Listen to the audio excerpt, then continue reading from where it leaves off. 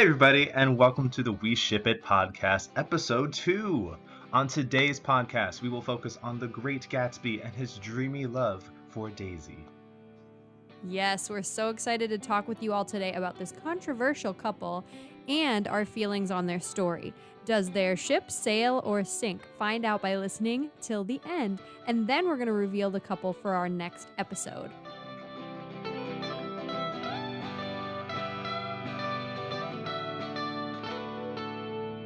Hey guys, I'm Devin. And I'm Steph. And welcome to the We Ship It podcast. On We Ship It, we talk about your favorite and not so favorite couples of all time, from literature, TV, movies, culture, and everything in between. Yes, and today we have a fun one. We're actually going to be talking Gatsby and Daisy from The Great Gatsby. You all know that book that we read in high school, the classic tale about the Roaring Twenties. I absolutely loved this story when I was in high school, but I'm not necessarily sure if that's because of the couple we're about to discuss or because of how cool it was to read about the Roaring Twenties. We shall see. Oh, definitely. So with that, let's hop into some discussion. It is Yes. ideal that it is 2020 and we are talking about the Great Look at Gatsby in that. 2020. 2020. The Roaring Twenties, of course, Rona is taking over, but that is okay. We will still push on.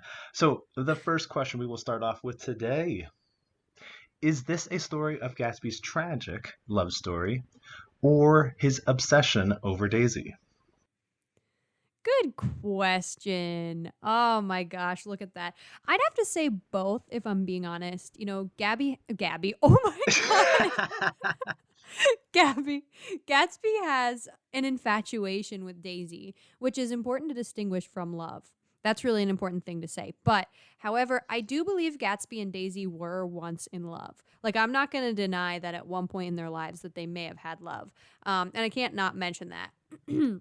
But their tale of their days past really indicates this love they had for one another. But then, as they both kind of changed, as the times changed, I think their minds got the best of them. And they remembered these past selves that weren't necessarily the same as their future selves and their true selves. And they were in love with this idea of the other person. And that's kind of what I see as Gatsby's obsession at the point that we're meeting him, is that he has this obsession with Daisy from the past. You know? True, very true. I think like you said, it's both. Nick does a good job as a narrator presenting both of these circumstances, both the tragic love story and the obsession over Daisy. Throughout the text, the readers feel the passion he has for Daisy. When he is longing for Daisy from afar, readers yearn for him. When he is fighting for Daisy, readers are rooting for him. So it's just like this constant, like, we are his cheerleaders in the background going through the text with him. 100%. I love that we're his cheerleaders. And it's kind of sad because we're kind of hoping for it, even though we kind of know. There are like little tiny points that Fitzgerald brings up that I'm going to talk about later, and I'm sure you too will bring up some parts. But some little parts that you start to realize maybe Gatsby doesn't get it. Maybe he has this idea of Daisy that's not maybe so true and accurate of who she actually is, and it's sad because you still want it to happen, no matter you get that beautiful love story that falls, but you also see the other hand of that, where you get these obsessive tendencies. Years after he returns from war, he illegally earns money, moves in across the pond from Daisy, and holds extravagant parties in hopes that she will one day attend. So it's just like this weird, it's like, creepy. It's a little creepy. And he simply cannot accept that Daisy has moved on. I think it's just interesting. Daisy has almost come to represent all of his larger hopes and dreams about wealth and a better life that he cannot fully obtain without her. 100%. And we're going to get more into all of the little moments that kind of prove these theses. Is it theses or theses? I don't know. Okay, next question. Moving on from my ridiculous self. So I actually thought this was an important one to start with because there are so many moments. But what are your favorite Daisy and Gatsby ship moments, and also your not so favorite ones? So one of my favorite ones are just the random flashbacks that we get. Because I think in those flashbacks you get the purest form of their relationship. Yes, Yep. it's falsely portrayed because Jay is lying about or not wanting to make note of his wealth. He kind of never approaches the subject with her, so that's why she just like expects him to be wealthy. So they have this Yep. flawed relationship at the very start, but you still have them in their almost purest nature when they first start out that honeymoon phase. So that's one of my personal favorite moments. What about for you? I love it. So I have a few that I love, and I also have a few that like make me cringe a lot. So the first one I'm going to bring up is when Gatsby details their past encounters. He's talking to Nick, but when he talks about their first kiss, I think that that is so freaking romantic. I love the story of this like innocent little rich girl, and then this like soldier guy comes in, and it's just Swoops the her way off that her he feet. describes it. Yeah, exactly. And the way that he describes it is so like swoony. I don't know how to and it's because he's been thinking for years about these moments. So obviously he has He's all kind the of perfected details them in figured his out. mind. Exactly. So I think that's why they're so beautiful to me. But it's interesting. We hear about this between Nick and Gatsby. We don't hear Gatsby and Daisy like recollecting these memories together at any point. So it's a little bit like less romantic, but kind of nice that he's like talking to his bro about like his past romance. Another one of Um, my favorites is when so after the whole fight, after the accident, when he stays up all night outside the Buchanan household to watch over Daisy to make oh sure that my she is safe. I God. think that's just like a Devin, we're cool going to moment. Like, disagree on that one. what? So I just think it's a big moment in my eyes where I'm like, I see some potential in this guy, and I want him to end up happy, whether that be with Daisy or to be like to figure out what he actually wants. And I think that's the moment where I'm like, okay, I see you, and I see that you're trying to be a gentleman and you want to respect her. Um, I think he has different motives at the time as well, but I think that is a big moment in my eyes for him being Yeah. the Great Gatsby. No, Go ahead. 100%. And like Nick has like he gets mad at him at first when he sees him outside, but then Hmm. he's like he kind of comes to that realization too, like this guy's really here for her. But I find it creepy, and we're gonna talk Ah. about that question, stalker versus lover, later. Hmm. But I find it kind of creepy that he's standing out there, especially after all that's happened. Like, just let it be, dude. It's another example of how he can't let things be. But see, Um, coming from a guy, I feel like that's a romantic thing that a guy is trying to do. well, this is why we have our two differing perspectives on this thing. We'll see what the readers have to say. Hmm. But so moments that I don't really like. I really don't like how Nick and Jordan seem to be involved in every awkward encounter. Like Gatsby and Daisy just cannot be alone together. And this isn't a specific moment, but there are tons of moments where I'm like, why are Nick and Jordan involved? Why are they To here? be fair, Like, that's also because Nick is the narrator, so he is no, I so understand he's the replaying. necessary, I get that. Yeah, yeah, yeah. but like They are I'm in just like, and so many Jordan is awkward kind of a spots. bitch, which I'll talk about my feelings about Jordan later. But like she doesn't help anything, and neither really does Nick. They have these thoughts about it and they talk to each other, but they never like help Daisy or Gatsby like friends, and it Hmm. pissed me off. um and then another thing that I really don't like, I hate the scene where she goes to the party at Gatsby's where Daisy goes and Tom's there. It gives me so much anxiety when like, oh, maybe she's over here talking to Gatsby. Is Tom gonna find them? Like, it's it drives me crazy, It is an and I just interesting don't like time. it. It like adds these layers of anxiety that I think this book does an amazing job of making you feel anxious. Hmm. And that's I agree with that's their that. whole relationship. One Yeah. of my not so favorite moments with these two is when Gatsby goes completely bonkers in the hotel room. I just Yes. think I was going to say that one too. you just see him fall apart, and it's hard to see how he loses himself for this girl. He loses himself in his mind. He loses his smooth, debonair, suave, gentlemanly demeanor, and um, like when she can't make a decision, he just is like, all right, you need to say it. You need to say that you love me. You need to say that you hate him. You just have to like get it out. And I just it's just Oh, like a weird. He's just not very understanding in that moment, and that's what bugs me is that like this guy who's been cool the whole time loses his control, and it's that moment that Daisy resigns herself back to Tom. She Right. says, "No, I You can't really deal see with the this." power And struggle between Tom and Jay during that moment. oh, I hate it. It's disgusting. But okay, moving on to a good Mm-hmm. moment, one that I love and I think is hilarious, and the movie does a great job of this scene too, is when Gatsby's nervous right before their first meeting at Nick's house. So when he's like sending over See, people to you do the like that? lawn and like I love it. I think it's cute as hell. And then like there's a little anxiety when he's not there and then he comes up and he's all Mm-hmm. like white in It the face or whatever. But I think it's so cute that he puts all this detail into it, and he's like he doesn't trust Nick to do it, and I think that that's so funny because he wants everything to be perfect. it is definitely Um, like a perfect, awkward, giddy crush teenage moment for him. Um, yeah. he's almost like stuck in his like teenage self. And I talk about this with the kids. We look at this scene specifically, and we just are like, how does this characterize his obsession with Daisy? Like, he is stuck in this body, and he cannot take himself out of it.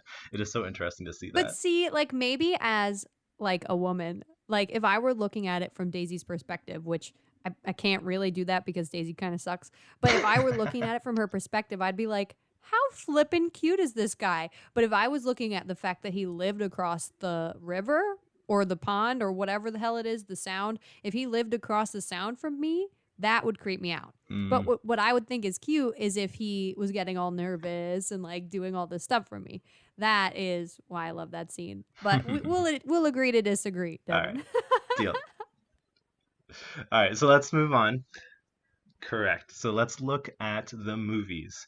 Um, how do you like? What's your perspective on them? Do you think they portray it well? Is it a good portrayal? So take it away, Stephanie. Yes. So the only movie I've seen is the new one. Is the Same. one with Leo in it. And for some reason Leo just keeps coming up in these episodes. But so I can't really speak to the old episodes or the old shows and movies. Oh my god, I can't speak right now.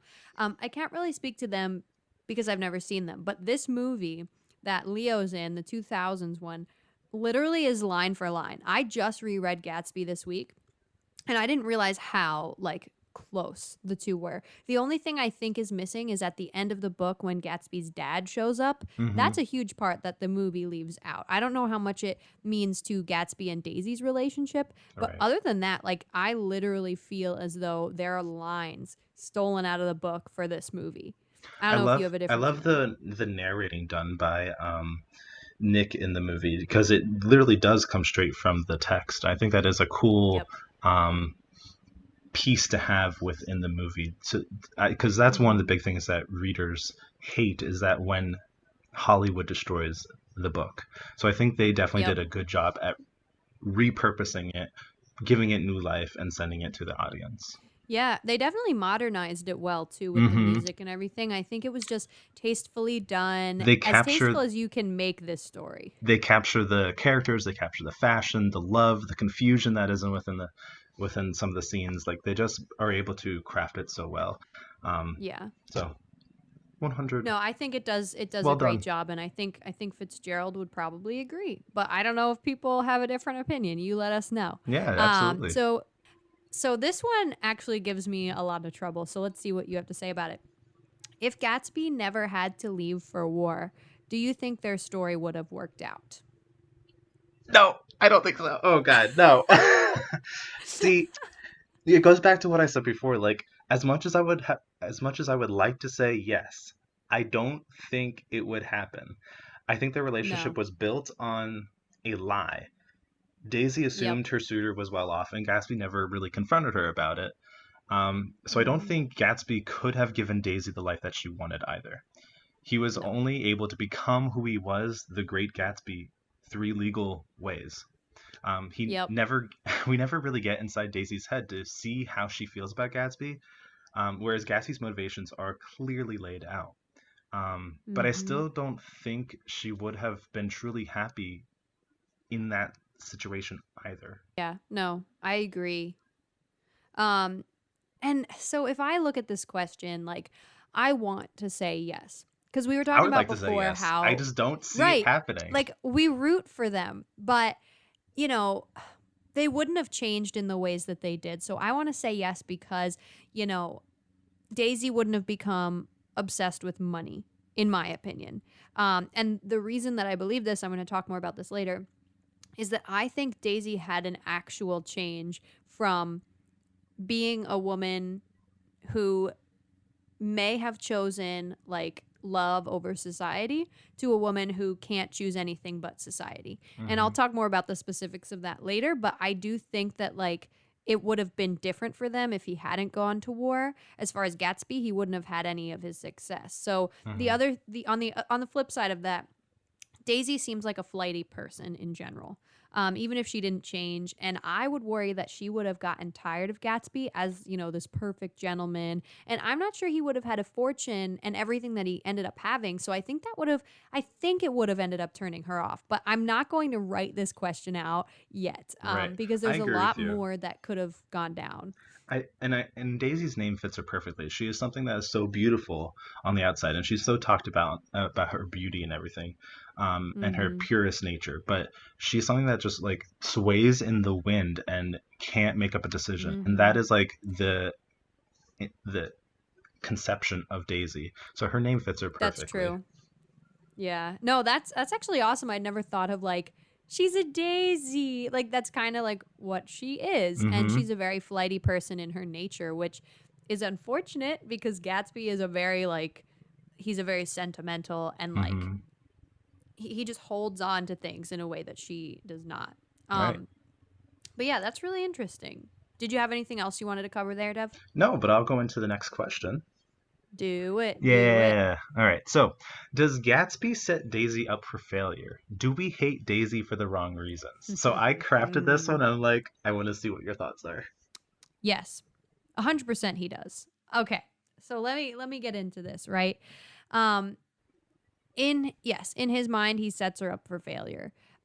He way overcompensated in his mind for who she really was. There was actually stuff Gatsby could have done, I think, if he accepted some of her little flaws and such that Mm-hmm. may have changed the future of their relationship. And if he said to himself, okay, well, Daisy, she did love Tom at one point, so I can accept that about her and move on. I think we may have seen a different ending if that were the case. But in Gatsby's mind, he he pictured this porcelain doll that just kind of like did and felt whatever Very he true. wanted. So I do believe that, you know, if you place someone on that pedestal, you're going to find out very quickly that they're not a porcelain doll. And so something that I thought was interesting, and I don't know if you remember this scene from the book, but there's a scene where so Gatsby is showing Daisy and Nick his house for the Mm-hmm. first time. And there are these moments where like Nick comments on the fact that Gatsby maybe looks like disappointed in some of the responses that Daisy is giving because it's not what he would have thought she was going to Right. say. So you He even was see it in he their was looking first forward to this meeting. big like ah moment, but he's not getting that ah Yes. moment. Yes. And that to me like makes it almost more clear that like Gatsby he sets her up for failure because in his head he's like, "Oh, well, I wish she would have done this or that." And it's Mm-hmm. not perfect, so he can't fathom them being together. Mm-hmm. Absolutely. So my response to this is like I never thought about it at first, but now looking at it, like, because every time I reread the story, every time I reread it, I ended up feeling the same way for Daisy, pure and utter hatred. And I think the readers are probably if you have a different opinion about Daisy, please share it with us because I would love to Yes. hear what your We want to thoughts hear are on from you Daisy guys. because in my mind, she's despicable. Moving on. Yes. She doesn't make up her mind. She doesn't want to No. accept her second chance. She doesn't Mm-mm. even have the guts, the courage to be present at Gatsby's funeral.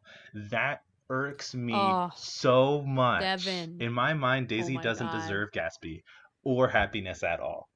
Uh, No, she doesn't, but Gatsby really doesn't do great either. no, So correct.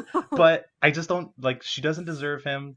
And I think she deserves to be with Tom because they're perfect for each other in their own corrupt uh box like way.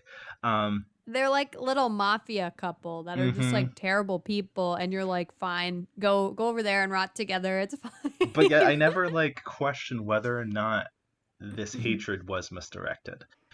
Gatsby, like Mm, you said, Gatsby does set her up on a pedestal. She has nowhere else to yep. go but down, in his and the reader's eyes, because we are going on this journey with him. Um, like everyone, Daisy is human and fallible, so she is able to make mistakes. And because he sets her Hmm. up on that pedestal, like she makes several mistakes, and we're like, oh my gosh, she did this, she did this, she did this, she did this, and she's falling down as we speak. Um, she was never meant to live up to Gatsby's projection of her, and therefore, I think Nick's hatred for her secretly sways the reader's depiction of Daisy. I kind of think so too. And that's something we're going to talk about more later, but it's just how does Nick being the narrator change things? Mm-hmm. Because it does. And it changes the whole meaning of the text, really. Absolutely. Um, but yeah, moving on to the next question, which I think kind of complements the question we were just talking about. Mm-hmm. Um, are Daisy's tears ones of guilt, regret, or both? You know, when she's talking about the beautiful shirts and she cries. Um, I wonder, like, why she's crying. Do you think that those tears are real? Do you think that they're of guilt, regret? What do you think? I think they're both. I think it is at this moment, dancing amongst these shirts, that she realizes that she is missing out, like what she's missing out on. I think she's excited, thrilled over being with Gatsby. Um, there's not a care in the world, no thoughts of Tom or her daughter. She regrets not waiting for him. But even more, Yep. I think in her mind right now, she's thinking that she might have been able to be with him if she had the strength to walk away from her marriage with Tom. Yeah. Um, Strength is a very key point mhm, to these characters. Do they have it or right. not? And In Daisy's case, I also no. think she feels the guilt of, um, but not even for the obvious reason of being here with Gatsby and not with Tom and her daughter. It's not that kind of guilt. It's more of in the sense that she realizes that this was all for her. She feels guilty that the parties, the wealth, the house, the clothing, that Gatsby has obtained over the past couple years has all been for her, and just like overwhelming how much it's flooding her system, and she just gets a sense of guilt for everything. Sure. You know, Devin, I'm going to disagree on Ah! that part. I'm sorry to throw you off. I I do not think Daisy understands guilt. I Ooh. do not think this girl has enough like depth to feel guilt for things.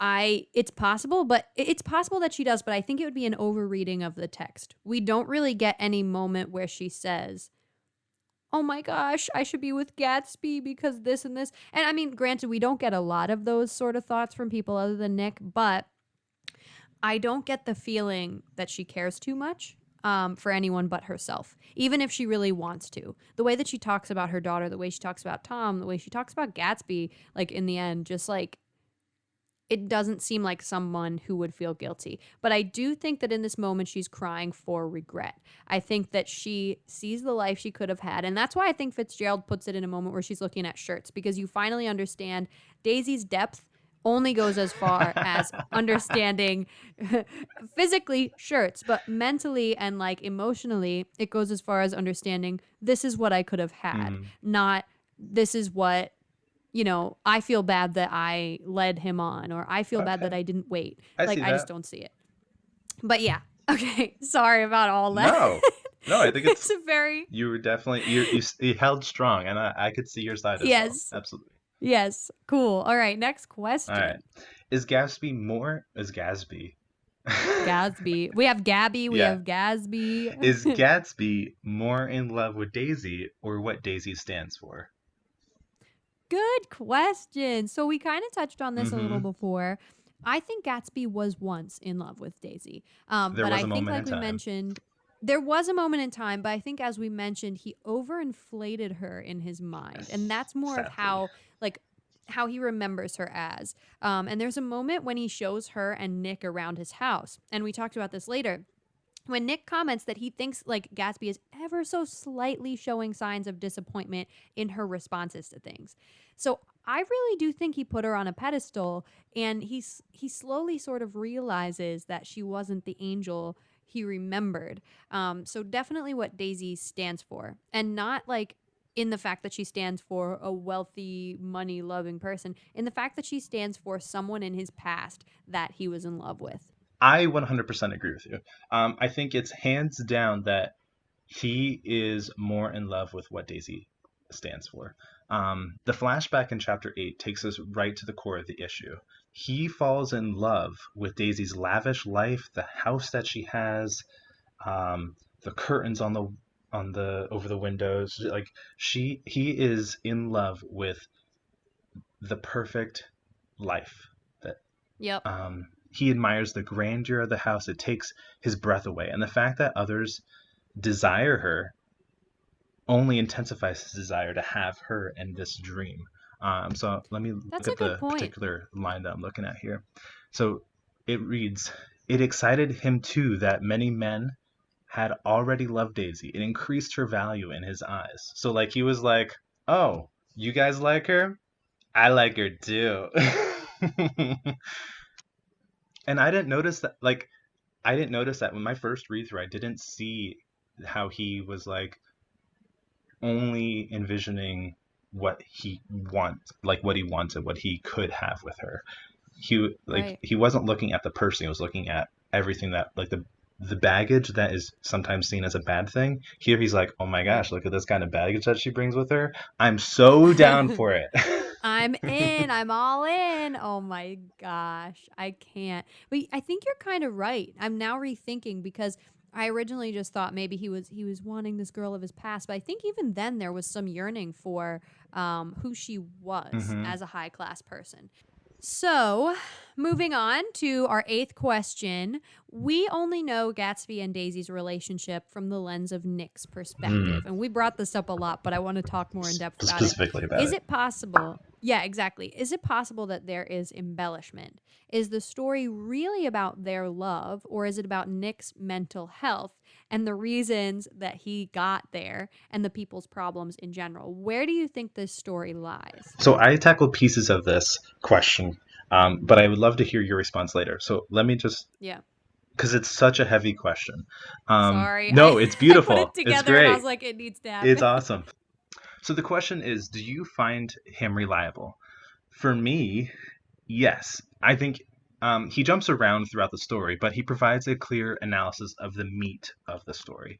Um, However, that does not mean that I can rely solely on his viewpoint, because it is biased. Because we all know that Nick is a judgy one. He tells us straight off the bat, like, "Don't judge me," and we're like, "We're gonna judge you anyways." Yeah, that's the whole point. um, so he also tells the story retrospectively. So he has had some time to distance his thoughts and body from the scene of what's going on, which Hmm. explains the time jumps as well.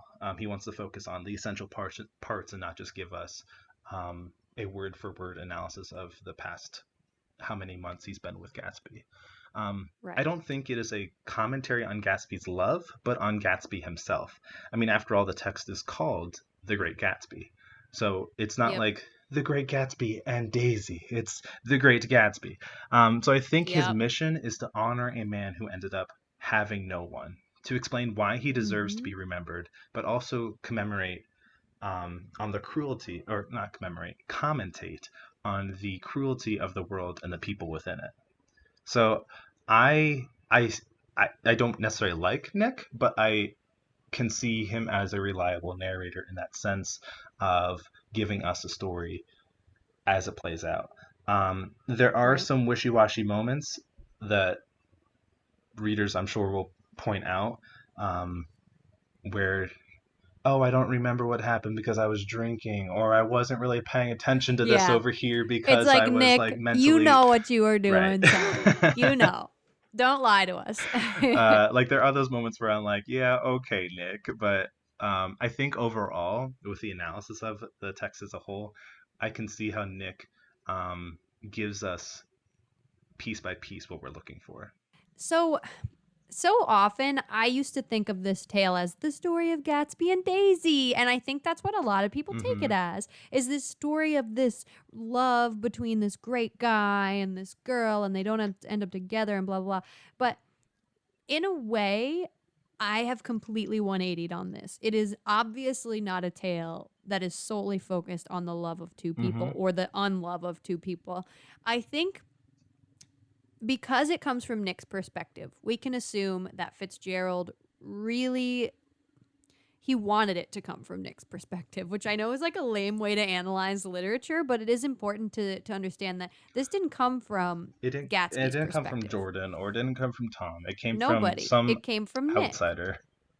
Right. And in the end, which I think it's only in the movie that they do this. I'm not sure if it's also in the book, but they put it in the perspective of him at therapy talking about all this stuff. And honestly, I think that's a great way to frame it because what we see of Nick throughout the whole story is his analysis of society as a Mm-hmm. whole based on these people and like the crappy stuff that happened around him.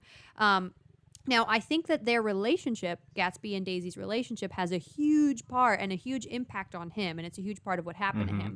him. It kind of made him and the readers understand a lot about the people around them at the time. But overall, I like to now characterize this story as a story about Nick and all the problems of the world that he saw. Now, obviously, we're doing a podcast right now about Gatsby and Daisy. So there are things that we can draw from them. And I think their relationship in general isn't just a symbol. I think it's also something that can be talked about and analyzed. But as far as the purpose of the story, I think it comes more. It's more of a story about society as a whole, and these relationships do a good job So of true.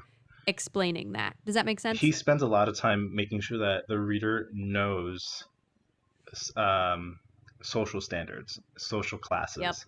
Um, there's East Egg, there's West Egg, there's the Valley of Ashes. Like he spends so much time making sure that, do you get it? Are you getting that I'm talking about Right. society? Like it's not Right. just this love story. It is a lot more in depth and involved there. And Sure. that is something that I didn't realize when I first read it. In high school, I was like, this could have been a short story. Why is this a Yep. novel? And I walked away from the book not necessarily like caring about why I read it because I thought it could have been something more if it was at a smaller scale. But now looking back Yep. on it, I have such more appreciation for the text as a whole. Right. Me too. Me too. Reading it again has been like eye opening. That Fitzgerald like really saw something about the world around him and was able to put it into a story form rather than just write like a philosophical Mm-hmm. treatise on what he was seeing. He was able to depict the people he saw around him, and that's what Nick also did. And I think that's sort of a way for Fitzgerald to almost be in the story. Like maybe he was Nick. Maybe this is what he Mm-hmm. sees. Um, that's sort of where I come from on it. But moving forward past the talking about Nick, because we could do it forever, but we know what we're here for. So if you want to move on to the next Absolutely. So our question. next question is a repeat one from our last episode. Yes, So but important. it is because it's the same it's the same line that both characters are like dancing across. So Yep. Gatsby, stalker or romancer? I love that you asked this question both times because it's such like it seems like a basic question, but it really helps you to understand what's healthy and what's not about this relationship. For my answer, I don't find Gatsby to be a particularly romantic fellow at any point. Like, there are people who probably agree with me. I think he tries way too hard. And there are moments where it's cute, like we talked about before, but Mm. there are also moments where it's like, Ew. eh. Yeah. And so in that way, I'm not sure he has real feelings. Mm. It's hard to explain, but he feels like a very makeshift character, all patched up. Like there are different parts of him that he created and sewed on, and I don't feel like love can be real from him because he doesn't know who he is and he doesn't love himself, and there's nothing really there. I think I feel sadly, and you may disagree, but I feel sadly more that he's a stalker. He literally moved across the lake from this girl, for goodness sake. He Yeah, spent like millions of dollars I trying know. to just maybe get her to his place. That is creepy as It hell. is. And I was actually going to bring up here, but it's one of your favorite parts at the end when he's standing there. It's like, don't you know when your time is up, bud? Like, leave. No. And it kind of shows that he doesn't have any love for himself if he doesn't get out. Like, honestly, this isn't like a very moral way to do it, but he should either have turned himself in or he should have ran and escaped. But he didn't. He stayed there because he still had hope in Daisy. And I find that to be putting less value in yourself and more value in someone else. He doesn't love himself. But that's my take on it. What do you think, Dev? Okay, so I think it might surprise you, but I kind of almost agree with you. Just not in certain parts because I Oh, think that okay. part is romantic. I don't care about you.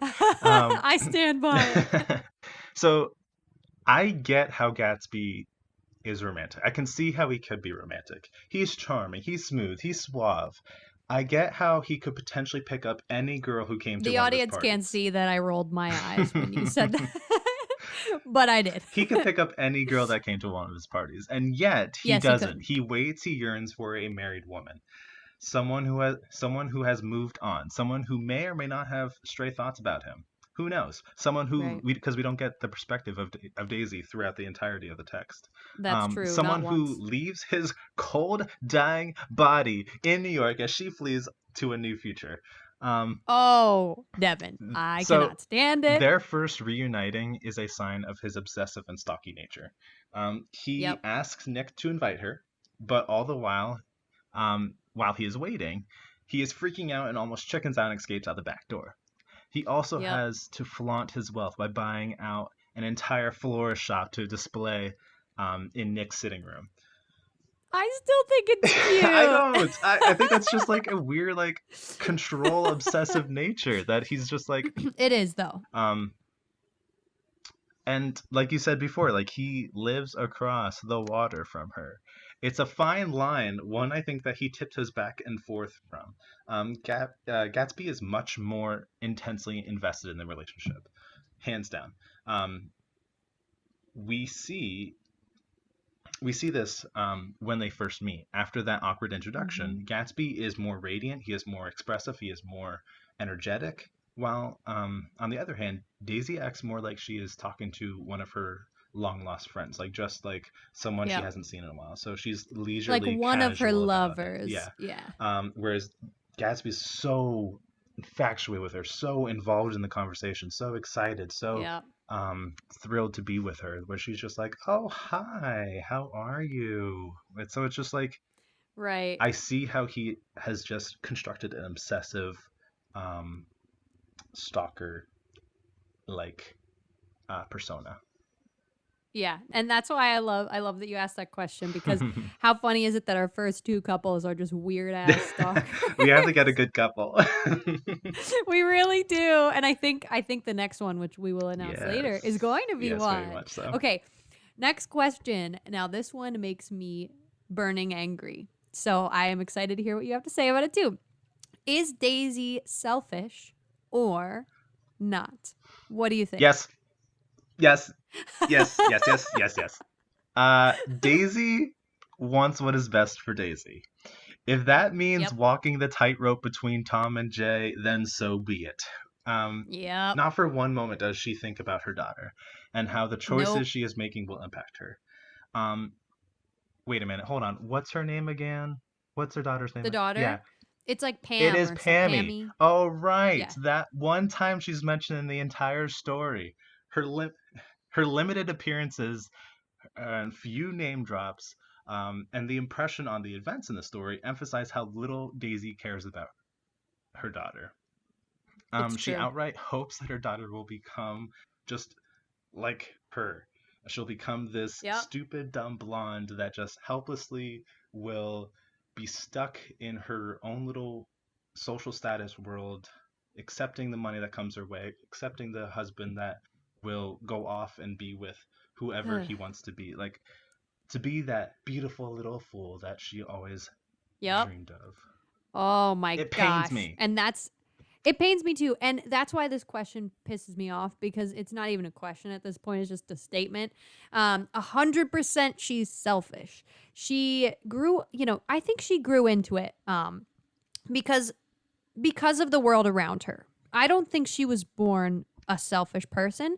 And I here's want kind to of like her. why. I really Me do. But I'm too. also like, Me Daisy, too. I hate you. But so I think it's the world she was adopted into. This It's story is a the environment commentary. over nature kind of thing. Like, Yes, yes, and it's a commentary on society as a whole at the hmm time. So when the scene that really proves this to me is when she's about to marry Tom, and we see her conflicted, crying, ruining these pearls about whether or not she's going to give herself to love or whether she's going to give herself to money. And ultimately, she chooses money, right? So but she doesn't do that before actually crying and breaking these pearls, which is a symbol to me of her struggle. She's trying to fight societal norms, but she loses in the end. And she loses that fight, and she succumbs to her own selfishness, which is the point I think Fitzgerald is trying to make. Is ultimately that she is selfish, but I don't think it comes from her innate nature. I think it comes from the nature of the world around her, and she ends up losing the fight. moving on. Is there any couple in The Great Gatsby that has true love? Stephanie? This is a great question. We're moving from Gatsby Daisy focus to a focus on all the couples, because I think we would do an injustice to the story if we didn't focus on all the weird relationships. True. I feel like all of the relationships are one sided in some way. Someone has more feelings than someone else, or someone's being gypped by someone else. And Mm-hmm. I feel like no one is real enough or loves themselves enough to have a proper relationship. The only true love that I feel, that is somewhat real, is the love between Nick and Gatsby, Oh! to be honest. There are moments, and I don't mean It's like, so oh, these two genuine, getting isn't it? together, but the two of them, and the way Nick writes this tale, even if they have their moments, the way Nick writes this tale, I think they're the only two that have something genuine. They connected with each other so well, and this They is his did. like almost goodbye letter to Gatsby. Mm-hmm. Um, Yep. Do you have any thoughts and feelings about any of the specifics, maybe, of the couples or anything yeah, like that? so I'll kind of like, and we can go back and forth, but I'll look at each couple specifically, and we'll kind of like analyze like what are some things Yeah. that we are fans of or whatnot. So first one, Mm-hmm. Tom and Daisy Buchanan. So What? Nick first introduces this couple as the ultimate power couple, and he uses the term "they" with them. It's singular. It's powerful. It is. He describes them as this restless, rich, wealthy pair that will wander the countryside, jumping from place to place, just spending their money, getting out with friends, and that kind of thing. Um, however, Can't stand I them. know, me neither. However, so Tom and Daisy's honeymoon phase wears off too fast. They get married, and the responsibilities of a marriage and a child, and knowing of Tom's multiple affairs eats away at Daisy, and she just becomes like Uh, stuck in this like isolated dungeon of herself. Um, I will have to say that I do think they both deep down still have feelings for each other. I think it is yep. in their past, they're in that honeymoon phase where they create these memories that they go back to. Yep. They find this kind of solace within each other, even though they are opposites in some manner.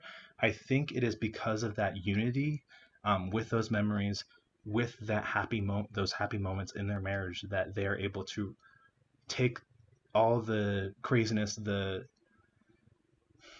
cheating, the lying, and everything, and kind of put that aside and go back to their happy place of their marriage. So, Yeah, I think they're in love, but in a really unhealthy and evil sort of right. way. That's Yes. the best way that I could think to put it, because the two of them are obsessed with each other more than anything, and they cannot move forward from each other. And it's gross, The but it's the way it is. next married couple we'll go into is George and Myrtle. Poor Yep. George. My God, the only okay, but like at the end he has a not so I great scene. But understand, man, but I feel bad for the guy. me He too. does everything he can for this woman. So George is literally coated when we first see him. He is coated in dust, and it's like a dust of not only the Valley of Ashes, but also like a dust of despair. That he is just like, I don't feel comfortable, like I don't feel worthy of um, being in this relationship, and I can't live up to what I wish I could do for my wife. Um, Thus, he's in like this hopeless and depression and bleak place. While Myrtle, when Nick describes Myrtle, we get this alluring and full of beauty and sexuality kind of woman. And Blech. she comes down the stairs and she's like, "Get us some chairs," and like she orders him around and Then she gets her boob ripped yeah. off, which just is the perfect ending for her. she asks for chairs, then she walks right by him and I know, doesn't goes even look directly to at him. Tom to have this their conversation. I'm just like, you don't deserve anything. Nope. He does everything he can to make Myrtle happy, and yet he's not He able does. to fulfill her happiness. One thing that gets me is when they are having that fight scene that they overhear in the garage. You hear Myrtle saying like, hit me," like because she got hit from Tom. She actually wants to feel something From him, from him, yeah. and he's not able to give it to her in that man. Like it's just such a weird concept. Um, It's weird. but instead of being this united front going against the world, trying to make a better lives for themselves, they each try and they pull apart in this struggle for dominance within their marriage, and it Yeah. destroys And them. there's this thing, there's this moment that says basically that he didn't have enough emotion to give her. Whether or not it be good or bad emotion, he didn't have it in him because he was such, and I don't say simple in a negative way. I mean, he's such a simple character that just is. Hmm. And that's how society maybe should have been, I don't know. But I think that's kind of what she's trying to get from him when she's like, hit me. She's like, give me emotion, whether it be bad or good. Hmm. And he's just incapable of giving it to Right. her, you know? But then he ultimately shows all of his emotion in the death of Gatsby. So Oh, it's yes. crazy. His emotion just envelops him. But it's a whole other thing. The next couple we'll be looking at is our first affair. We already talked about Daisy and Gatsby, but now we're going to look at Tom and Myrtle. Um, so Myrtle sees this affair as a romantic. She's all about it, and she sees it as her ticket out of her marriage. While Tom, on the other hand, sees it as just another fling, one of his Yep. many girls that he just has lying around. Um, and what I find so interesting is that in chapter two, Myrtle tells Nick how they met, how she met Tom, um, and it's she tells it like it's almost the opening of a rom com, where in Yep. reality it's actually kind of creepy. Tom sees an attractive woman, and he's like, "I'm gonna see if I can get her." So he presses himself up against her, and just to see if she's interested. And she's like, "Yeah, Ah, okay, Tom. I'm down with that." No subtlety No. there, my friend. So we learn here that control is incredibly important to Tom. The control of his wife, the control of his mistress, the control of society. And Myrtle is just another pawn in that control. Um, The two of them are weird. mhm, They're just weird. Like, but I don't know if I agree that he just sees it as another one of his girls because when she dies, he is visibly upset. And he does show the other emotion. thing that he kind of has feelings for her. Oh, because he answers the phone for her and he keeps going back to her. Otherwise, he would just like tell her to leave him alone and find a new girl and he just See, continues it. my vision of that is that he wants to hold her on a leash. So he will do anything that Maybe. he will do anything that he can to make her happy, and that way he gets what he wants out of the relationship. For example, like when he buys the puppy for her, he's like, "Oh, it's $2, sure, here." And the guy's like, it's a Yeah. boy." He's like, "No, I know it's a girl. I don't like."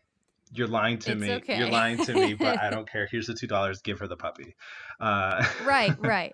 so I think he's just, and she sees it as like, oh, he's spoiling me. Where in his mind, he's like, I don't care. It's just money. I have it lying around.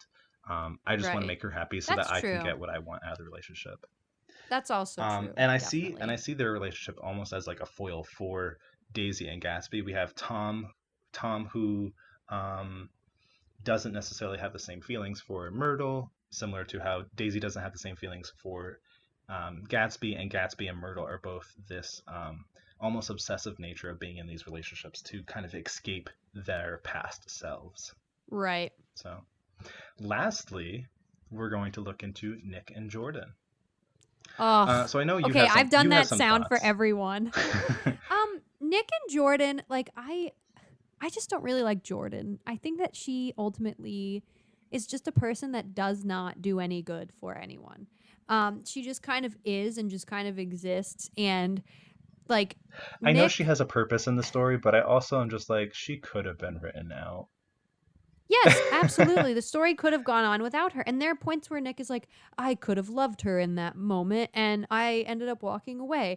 But I just don't feel any real feelings Hmm. between them. There's no visible affection or No, anything. I think it's just a matter of this is the girl that was placed next to Nick while he was like confused about everything else. So he just right. kind of was like, oh, okay, I could have loved her. Um, I just don't feel any real love from them at all. See, I don't, I don't get their love, their love story, quote unquote, at all, or their relationship at all, because Nick doesn't necessarily show an attraction for her. He just senses her. He doesn't, and it's different than what Tom and Gatsby see. It's not about her money. It's not about her attractiveness. It's not about her beauty. It's more in how she holds herself, her posture, and her coolness, which is essentially what he ends up hating about her in the end. Mm-hmm. Um, Nick is so caught up in the Gatsby and Daisy story that he doesn't necessarily give the readers a full sense of his relationship with Jordan. Um, so, like I said, what he first falls in love with about her, he ends up hating. Jordan's casual attitude is Mm-hmm. indicative of everything Nick hates about the rich. Um, Mm-hmm. so their relationship ultimately ends on mutual terms. They're both like, I don't think this is going anywhere. And Yep. Jordan even calls Nick out for being judgmental and dishonest. He's like, you. Yes. She's like, you. I don't. I.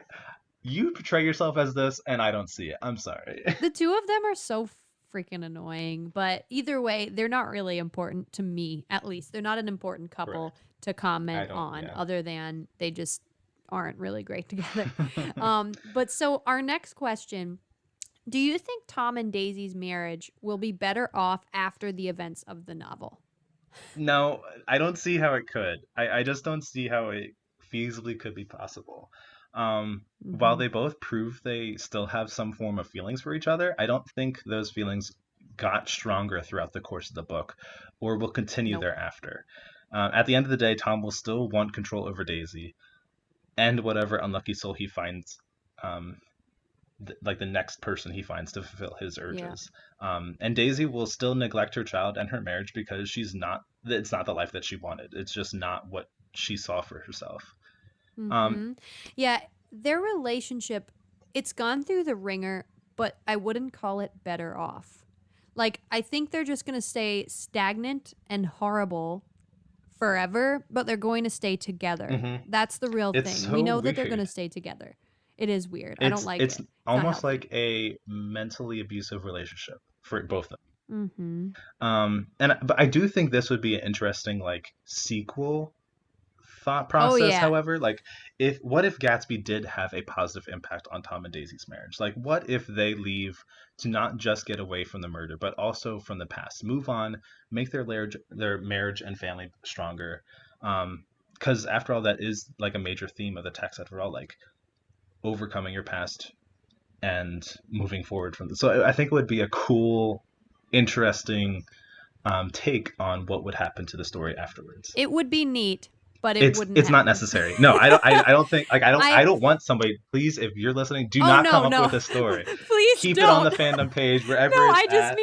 I mean based on their characters, I don't think it would happen because neither one of them is strong enough to let go of the other person, but neither one is strong enough to take any moral lesson from anything and change. And they're so bound by society. They have this like strange infatuation with money Hmm. and just being terrible. And I don't think I don't think they would change. But it would be interesting to see if it Yeah, did I also change think I would. anything in I them. will say that I am surprised that out of all the couples in the text, this is the one that stays together. Like Right. I I'm just know. so surprised. Like But it's a commentary on uh-huh. society, like Neither everything. Myrtle's infatuation with Tom or Gatsby's deep longing for Daisy, like no wedge can prevent this couple from being together. The lying, the cheating, the murdering, like they still end as they began in a united front, and I just think that is a Yep. like so Which is literally yeah. gross. But it's a commentary, Yep. like we said. My next question for you: do you think it's true that class is an insurmountable barrier? I don't think it's insurmountable. It's what we all hope is possible, right? You know, that the underdog and the rich girl will get together. And I've seen it done in our modern society Hmm. where two people come together who grew up completely differently. But I think when it comes to the 20s and when it comes to the past, I think class held a lot more weight than it does now, Yes, which is I agree. very sad. I Um, do it agree with you there. It is sad. it did, and it ended up in a lot of fractured relationships, untrue love, and etc. However, I kind of understand it because society placed really unfair burdens and restrictions on love back then. So people just acted accordingly. Hmm. Like, the fact that men really owned most of the property and that women really couldn't marry outside of their class, it would be looked down upon. All of that, people acted accordingly because they had to survive. So as disappointing as it is, I think that that's really what I think about it. It's not insurmountable, but it was even harder in the past than it is now. I don't think it's insurmountable, but I do think it is a difficult barrier to breach.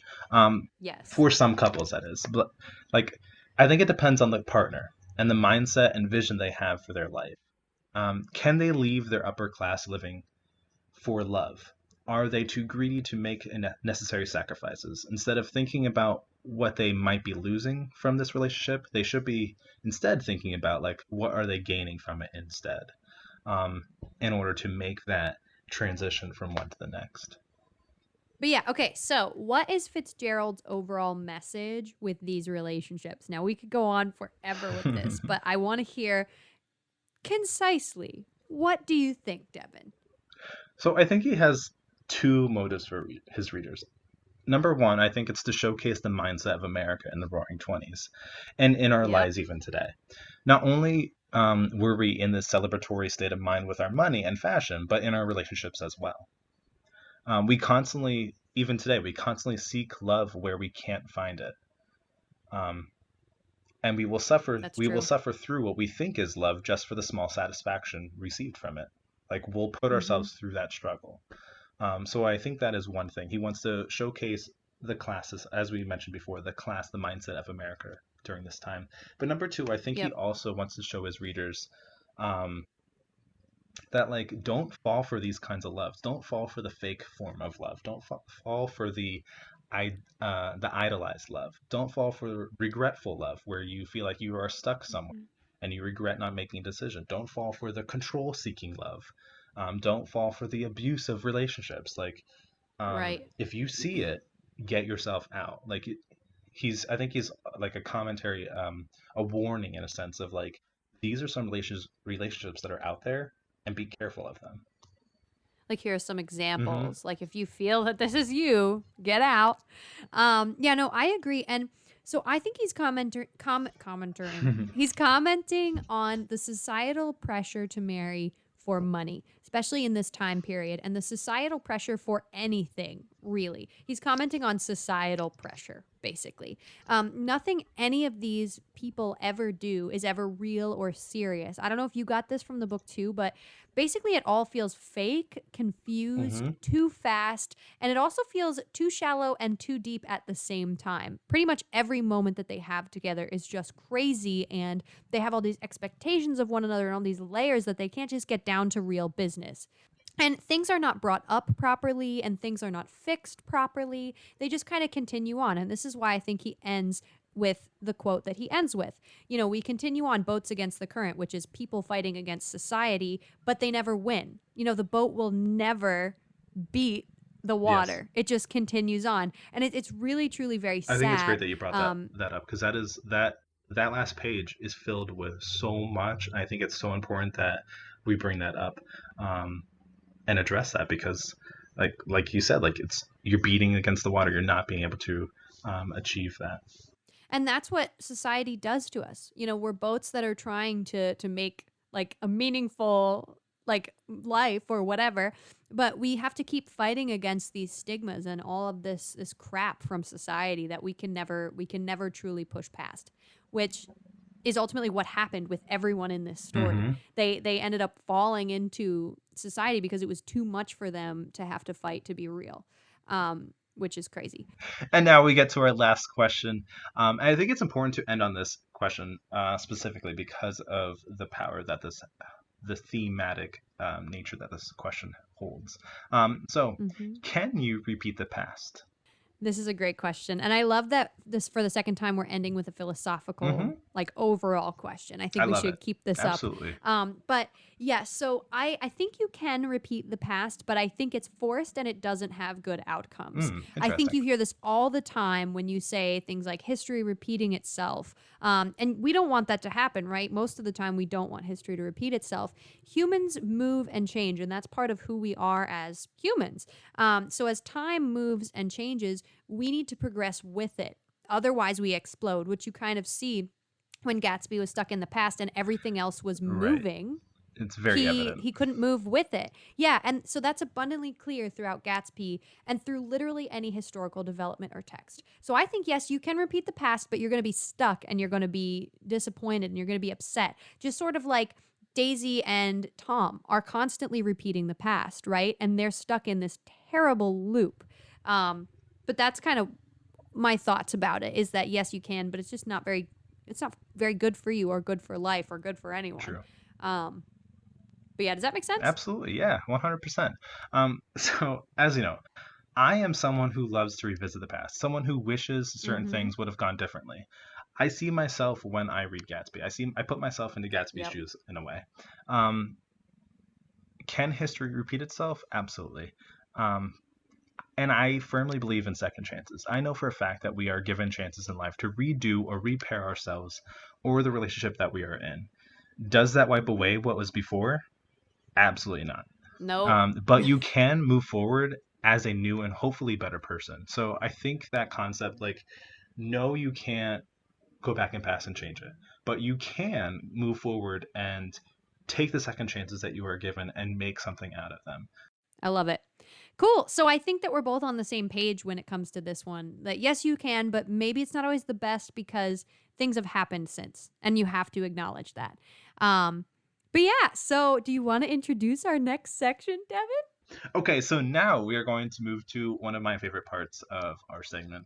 We're going to take some comments from our readers. Yeah, so we got a lot of comments on these two. Obviously, they really spark a lot of debate in the lit world. So let's get right to it. And we would love to engage more with you in our upcoming topic. So if you have a particular couple you think is important or you want to comment on, please email us at weshipitpodcast@gmail.com. That's weshipitpodcast@gmail.com. Or find us on social media, or if you're on the Anchor app, leave us one of those voice messages and we'll be happy to even add it in or respond to Heck it in yeah. our statement. Yeah. And that's what reading's all about. That's what literature is all about. And just like all of these different like movies, TV, it's for people to engage. So we want to hear from you guys, even if you're like super angry about a couple that we love or you love a couple that we don't tend to ship. We want to hear from you. So With that, one of our first comments comes from Dominic. Thank you, Dominic, for reaching out. So he says, so my family convened over the course of dinner as we decided that the best word to describe the relationship between Gatsby and Daisy is idolatry. Here's why. An idol is something that is elevated to a greater value than it is due. Therefore, the thing which is idolized is portrayed in a way that is not reflective of reality. Gatsby does this to Daisy in that he views her as some kind of feminine romantic archetype, which 100% love So where you're true. going with Yep. this. But so he exhibits in the form of an idolater the kind of piety towards her which turns out to be very misplaced, as it is not based on the reality of who Daisy really is, such as she's shallow, she doesn't reciprocate his affection, etc. No, Gatsby is in love with the ideal of Daisy, which begs the question, therefore, does he actually even love her? I would say that he doesn't. Thus, while Gatsby's devotion to Daisy is admirable, planning parties for years and years, hoping just to see her again, his affection is not rooted in reality, but rather idolatry. We therefore have concluded that their relationship is not a good one, famous though it might be. Thank you, Dominic. That's I so love good. this. I really do. And like, I 100% agree. It's idolatry. We were talking about this before about how Gatsby puts her up on this pedestal and doesn't really love her for who she is. And the second thing I'll say is I love that your family convened to talk about this. Like, props to your family for being like on point with talking about important principles. But that's all I'll say on that. No, yeah, I totally agree. I think that's amazing. And our next comment we chose comes from Sandy, and it reads, so I've never considered Daisy and Gatsby to be the central relationship of the book. I've always thought the crux of the story was more about Nick's fascination or infatuation with Jay. But when I think Yes. about Daisy and Gatsby, I think they're probably one of the worst couples and never would/should have been together. I think about them when they first met and consider what would have happened if Gatsby hadn't shipped off to war. If that hadn't happened, we actually asked this question. We It's so cool. did. Go If that hadn't Sandy. happened, would their budding romance have bloomed into anything other than a fling? I don't think so. I don't think Daisy was ever prepared to make the sacrifices she would have needed to make for him. I think he was a titillation for her, something exotic and fun, which was definitely appealing to her.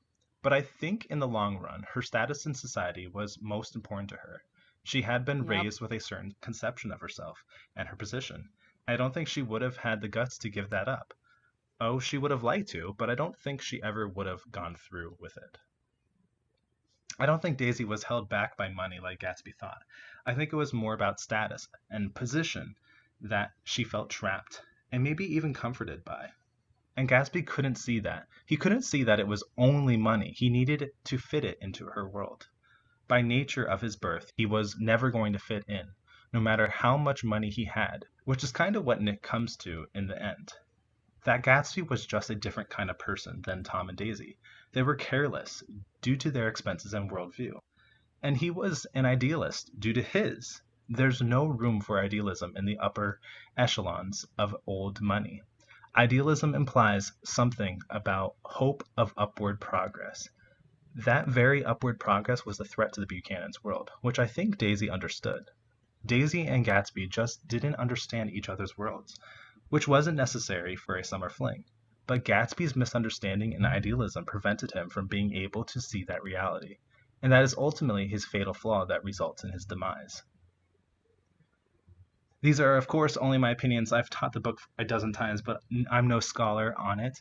I've never really wrote about this before, so it was kind of fun to discover my thoughts. And I think that is so. That's where it ends. I think that's like the epitome of what we want for you guys. I think we want you to just like take a couple and be like, what are my thoughts on this? Just like dissect it, because we don't give ourselves the time to really think about these things. So I think it's cool if you take a moment and just do like a free write and then send it in to us, and we'll Right. be happy That would to. be Yeah. great. Send it into our email at weshipitpodcast@gmail.com because so often, in our English classes, we don't have as much time as we'd like to go into some of the details. And I think that we focus on those main symbols and themes. And too often, I think the couples and strategically thinking about them is left out of it. So that's kind of why we're having fun with this. It's a whole new way to look at the text. But yeah, so those were my thoughts. Thank you so much, Sandy, for sending that in. Mm-hmm. Okay, so we actually have one more comment that I really loved that actually just came in the nick of time while we were recording. So I'm going to be reading this, and this is from Adrian. So, usually the most passionate and dramatic love stories end in tragedy, and The Great Gatsby is no exception. Despite the ending, I fell in love with the story not only for the opportunity to be transported into the glitz and glamour of the 1920s and picturing myself in a flapper dress dancing with champagne in hand at Gatsby's mansion, but for Gatsby's constant love for Daisy. It might be creepy and a bit insane now, thinking of all the extreme measures Gatsby took to be with Daisy, becoming rich, buying a mansion, across a lake from her, throwing extravagant parties in hopes that she would waltz in, stealing her from her husband. Should I go on? It's insane, but you have to give the guy credit. When the guy becomes rich, the first thing he thinks of is his first love, the love of his life. Feeling a love so strong that even after years apart, it ignites a sense of hope. The green light is his sense of hope in seeing or even being with Daisy again. I think Daisy is a little crazy as well, but I think she is a woman who would love to live for adventure and make her own path in the world. But the restraints of tradition, money, and even self pride hold her back. She is introduced as a carefree spirit, but has an inner lack of confidence that plagues her. Before marrying Tom and reading Gatsby's letter, she hesitates on her upcoming nuptials, remembering what being truly in love felt like. But coming from a rich traditional family, love just isn't enough for her to be with Gatsby. Her fears and restraints still remain there even when she is reunited with Gatsby. Do I think she would have left Tom for Gatsby if the car accident had happened? No, I don't think she had the guts. My heart goes on for Gatsby that he was able to have such a constant hope for a life of true love. As obsessive as it may have been, it was a dream of a once in a lifetime love for him. What breaks my heart is that she did not even attend his funeral. Yeah, that kills me too, man. And we talked a little bit about that. A man that gave all his love for Daisy, as obsessive as it may have been, but yet he died alone. I think to Daisy, Gatsby was a painful memory that if she blocked it away, she would eventually feel nothing towards him and live in what she believed to be happiness with Tom. Do I think he and Daisy were true soulmates? Maybe, but alas, that is not what happened. And so we beat on, boats against the current, borne back ceaselessly into the past. Thank you, Adrian. That is so powerful. And I do appreciate that, you were one of the first people that we heard from that still appreciated that love that they had. And that's something that's really, really important, especially when it comes to feeling sympathy for Gatsby himself. I mean, we were pretty brutal on Gatsby this episode, but I think there is something to be said for his feelings for Daisy too. He truly did have something deep and passionate for Daisy, whether or not be love or obsession or what it was. But I think you did a great job of explaining that. So thank you, Adrian. So now we are at that moment in our show when we get to announce The our fun next part. episode. So drum roll, please. Yes, drum roll. Okay, next we are going to be discussing Nick and Jess from New Girl. These two are a less iconic, quote unquote iconic couple than Romeo and Juliet or Gatsby and Daisy, but they're a ton of fun. We want you to let us know what your thoughts are by emailing us at weshipitpodcast@gmail.com. Yes, and this concludes our second episode. Thank you all so much for joining us, and we'll see you next time. See ya. Peace out, lovers. Till next time. Let's blouse.